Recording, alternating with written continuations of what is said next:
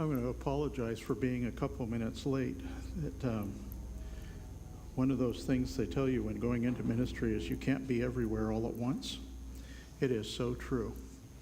And I had to make a quick run out to Surprise, which I now know why they called that city that name.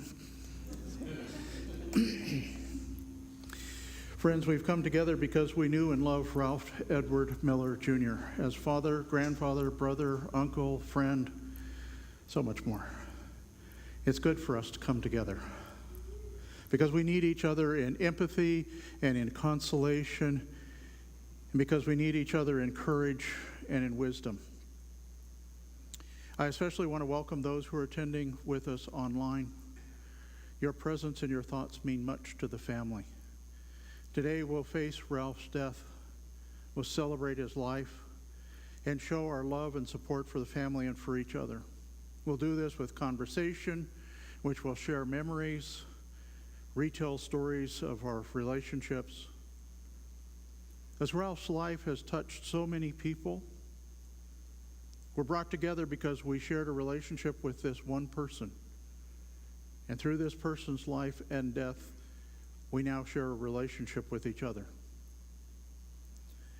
Ralph didn't really want a big fuss, didn't want a formal service.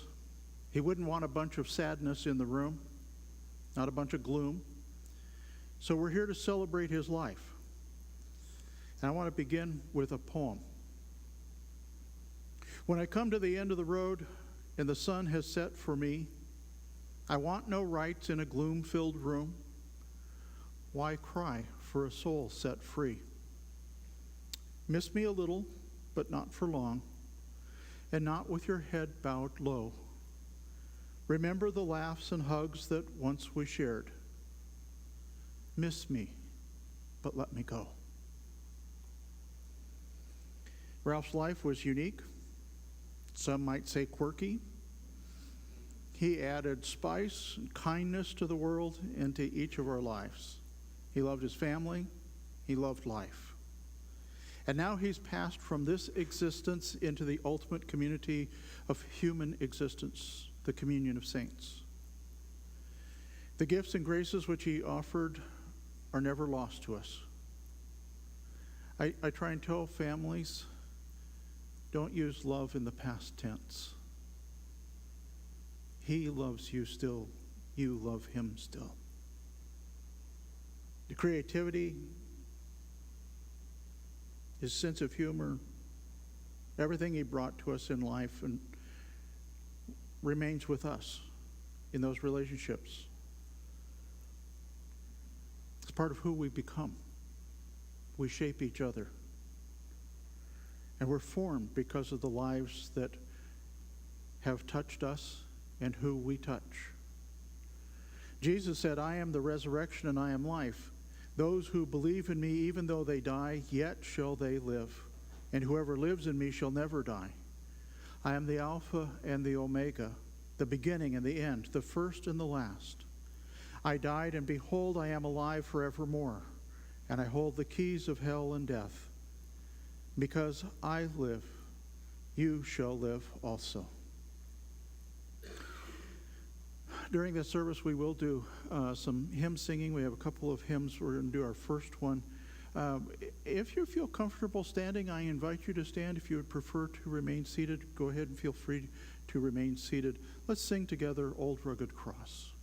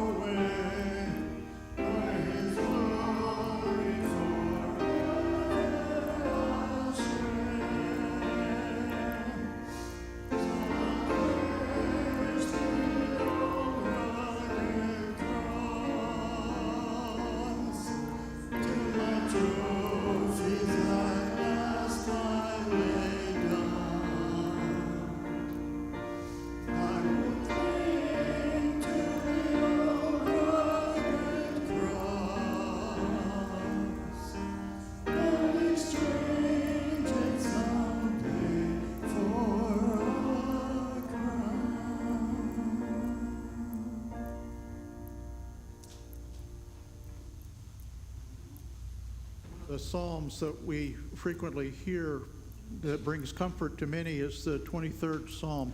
And I know that many people have memorized that.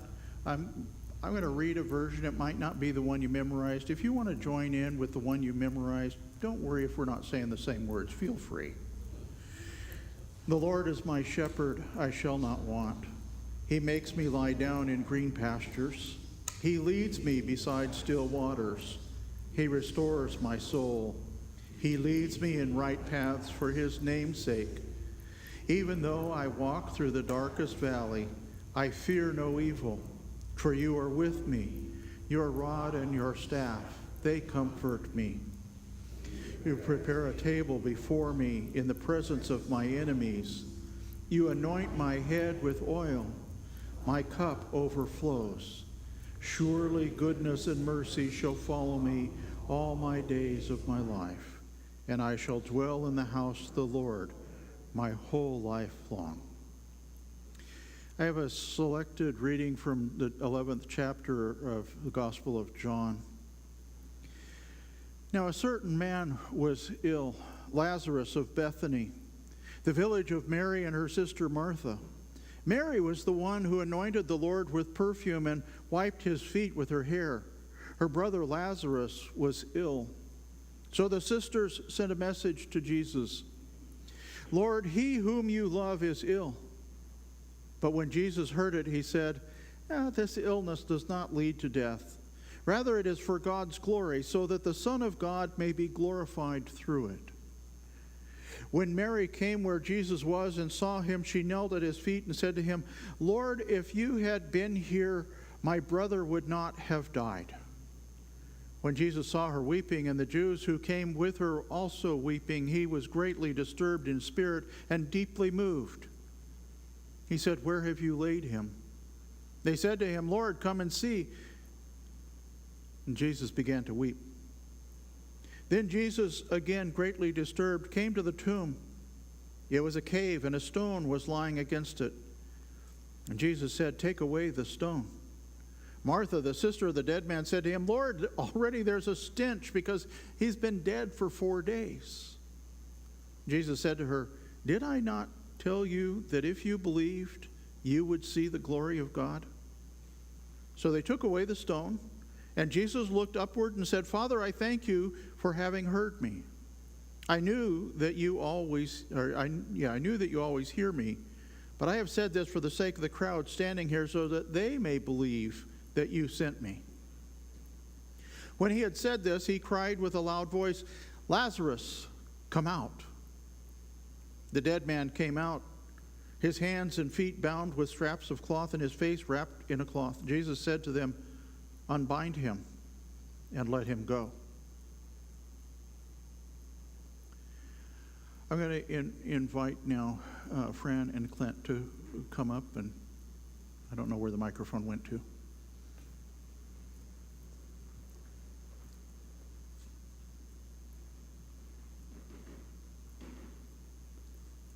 You'll come right over here. You stand.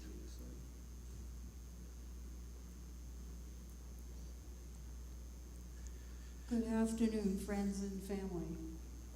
Thank you for being here today to support me in celebrating the amazing life of my husband, Ralph Miller. He was a sweet and deeply caring man who was always able to fix anything with an engine, but couldn't hang a picture straight or cut a board square. But what he did best was come up with a completely funny nickname for everyone he loved. When I first met Ralph, he was quiet. So quiet, in fact, that I wondered if our blind date might involve some long silences or an awkward small talk. But then we got to dancing, quite literally. And somehow, between the steps and the stumbles, we found something that lasted. We got to know each other's feet first, and the rest of the story unfolded from there. He was studying to be a diesel mechanic at UTI in Glendale back then. I discovered that he did know the difference between a socket wrench and a spark plug. But the thing I noticed right away was I could tell this man had a good heart. And very clean fingernails for someone who worked on an engine. Ralph was my first and only love. We were married 51 years, wonderful years, and through every chapter, raising our family, chasing after our granddaughter, and everything in between, he remained same steady, loving, and hilarious man I fell in love with. Ralph was a great husband, a devoted father, and later a grandfather who adored our grandchild, Kyrie. He taught with patience. He loved with his whole heart.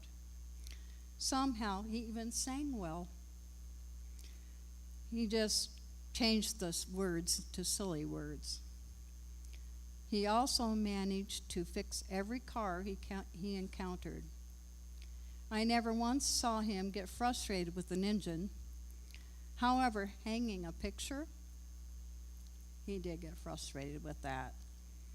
He would always end up being crooked, regardless of how many measurements he made or whatever tools he used to make it straight. He was a carbon copy of his father when it came to carpentry.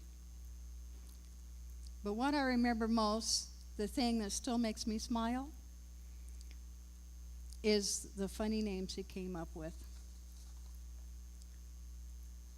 I was Stinker or Fred. A term of endearment, I promise. Our daughter Stacy was Poozin or Fred. Clint was shoot the ball, Luke, dipstick, or oh, computer. Crystal was pistol, little shit, or Fred. And Kyrie, our granddaughter, was Fingers Magoon, or Darlin'. He never needed big words or long speeches to show his love. He just needed funny little nickname and a good reason to make us smile.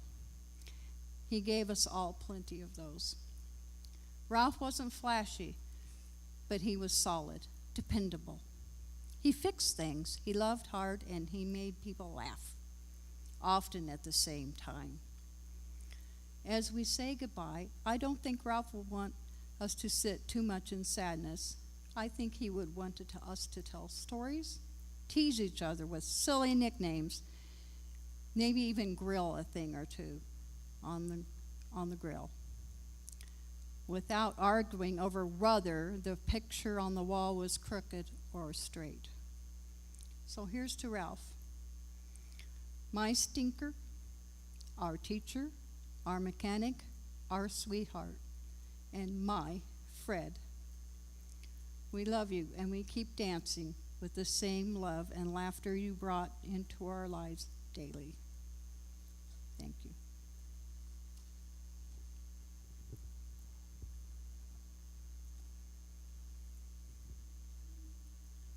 Good afternoon.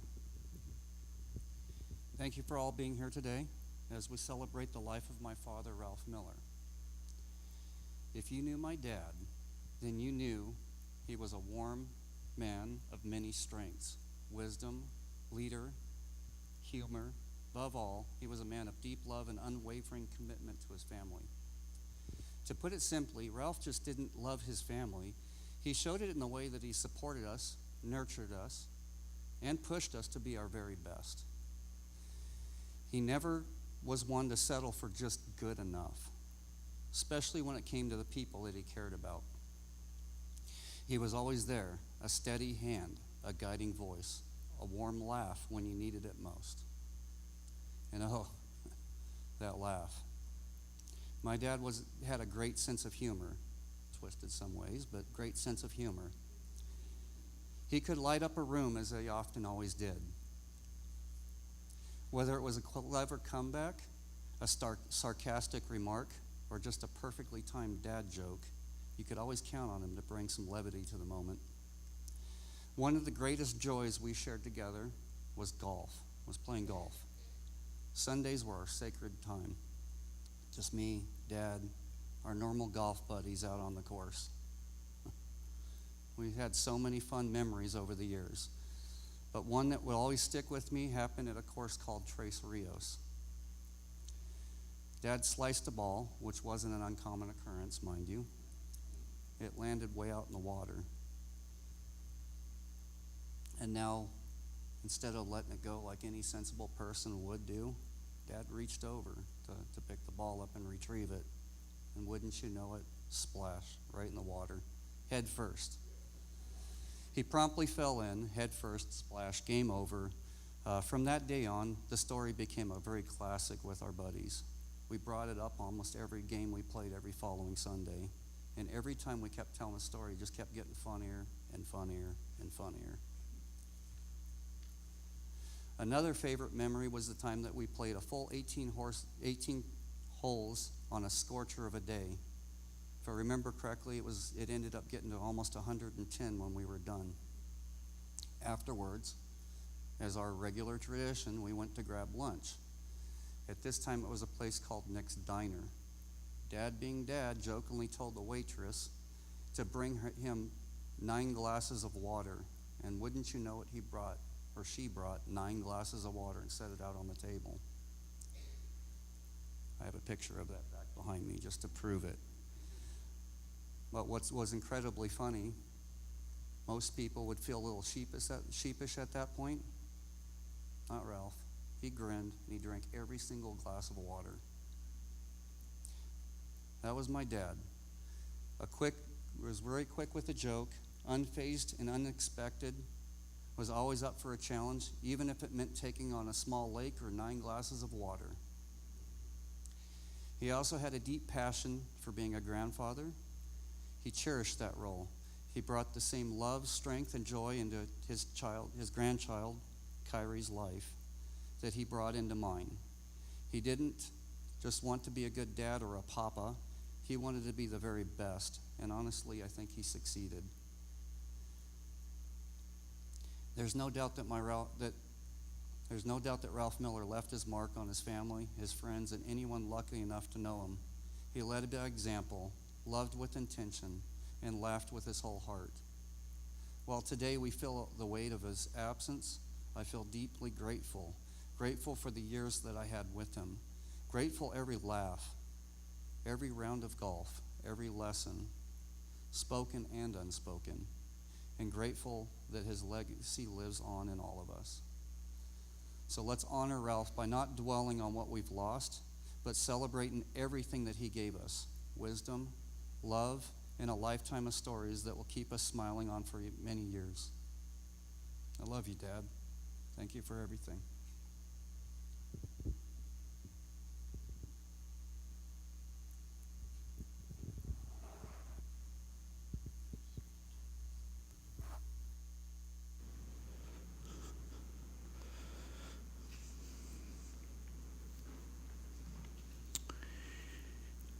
Celebrations of life are awkward.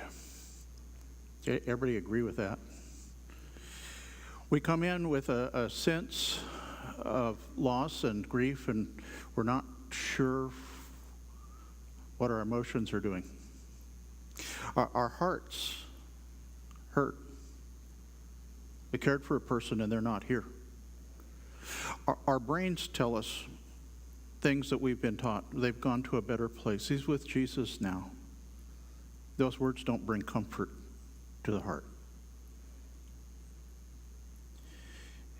We wrestle with this disconnect of trying to say the logical with the emotional. And grief is what we feel. Mourning is what we do about it. We come together to share stories, to laugh, and to celebrate a life well lived. A life that has come to an end in this existence. I have a question. I've often ask at times like this, does anybody remember being in the womb? Our memories don't go back that far. We came into this existence in that womb. We were all in one. It was nice and warm and comfortable. We got our meals delivered to us. Everything was taken care of for us. And we grew. And it started to get cozy. Then it started to get cramped. But it was warm and comfortable. And we knew that we were loved. And then one day we got evicted. I know there's other terms for it, but it wasn't planned. We just out. We're burst into this room. It's cold, it's light, it's noisy, and then somebody goes and grabs that sandpaper, a terry cloth towel, and shakes us around. And that's birth. And we're into this life. And we go through this life with learning things and relationships, and we love. And we care for people. And we think this life is pretty good. And we forget about how we came into it. And then one day, all of a sudden, we get evicted again. We go into a new life. And people have told us that they saw bright lights and things like that. We don't know. But what we do know is that as much as we love this life, there's a life yet to come that we're going to love even more. And that love is what it's based on. A pure love that goes through every fiber, every cell in our bodies. We're told we're going to be made perfect. I have no idea what perfect looks like. I don't think it matters. But we're supposed to be practicing now. Do you all remember doing homework assignments as kids? You get the math drill sheet and you had to go home and take it in, turn it in school next day. Maybe you were like me and you had to write 25 or 50 sentences because of something you did. And you practiced writing. We're practicing for that next life in love, in how we come together and care for each other.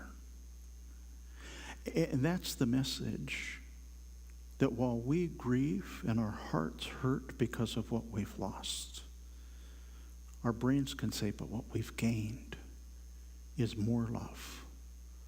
And I want to assure you that in the resurrection, Ralph loves you more now than he could have possibly in this life. And we have that expectation, that hope, that we will be united and share that great love too. That's what God promises to us. So we hold that hope and reconcile what our brains think and what our hearts feel as we celebrate a life and continue to celebrate with the joy that Ralph showed for us. We're going to join together next in singing 4 verses of Amazing Grace. And again, I'm going to invite you to stand in body or in spirit and join together in singing.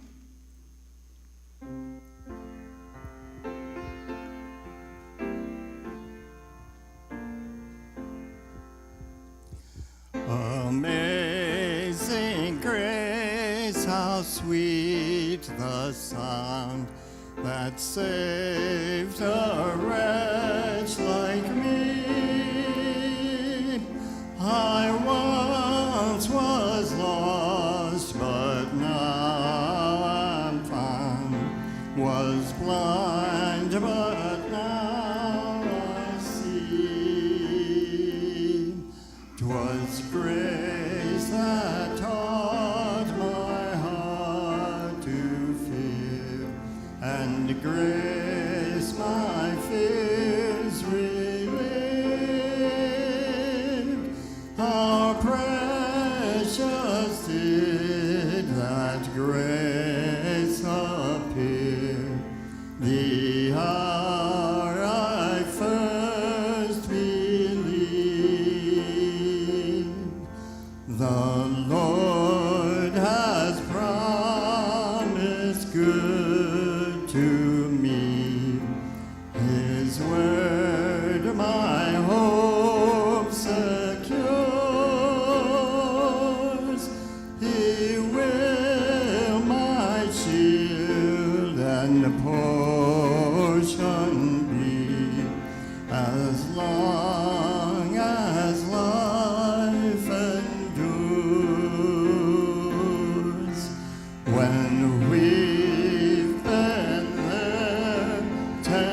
1,000 years, bright shining as the sun. We've no less days to sing God's praise than when we first begun.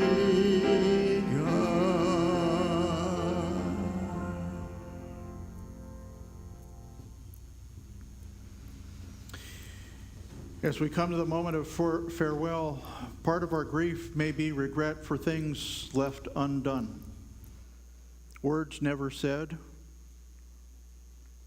or words said, moments that never happened,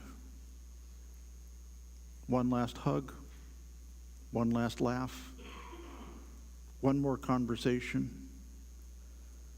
This is our time to lay aside those regrets, to honor the spirit of Ralph, who would never want them carried into our future. To love someone is to risk the pain of parting. Not to love is never to have lived. The grief that we now experience is the honoring of our love for Ralph. We gather together today to find comfort in one another. May the spirit of life and hope emerge in your lives and in the days ahead. And may we who love and care for you embody the Spirit in our tenderness, care, and generosity. I'd have another poem to share. Man speaks of life as full of seasons, spring, summer, fall, and winter. One prepares the garden beds. As spring matures, the seeds are planted. The summer days spent growing and laughing, full of strength and vitality. In autumn comes the harvest. Take in what was once sown. In the winter of life, the garden beds rest, no longer in bloom, but with the promise of life. In death, we become the seeds. On behalf of the entire family, I want to thank you for attending today's celebration of Ralph's life and invite you to the reception in the fellowship hall following the service. In a few moments, I will invite the family to leave first and proceed over to the fellowship hall. There will be things over there to share, and we can share stories and memories of Ralph.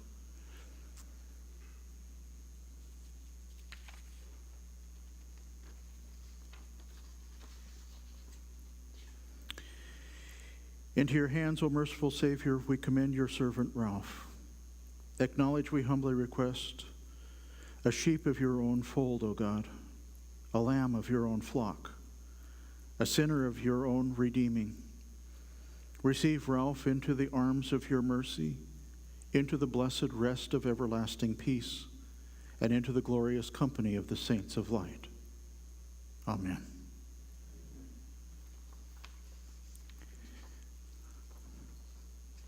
Before the service, Clint gave me this picture with the 9 glasses. I'm glad he explained that. There are other pictures. I want to say, if I'd gotten to talk with Ralph, I want to call him Splash.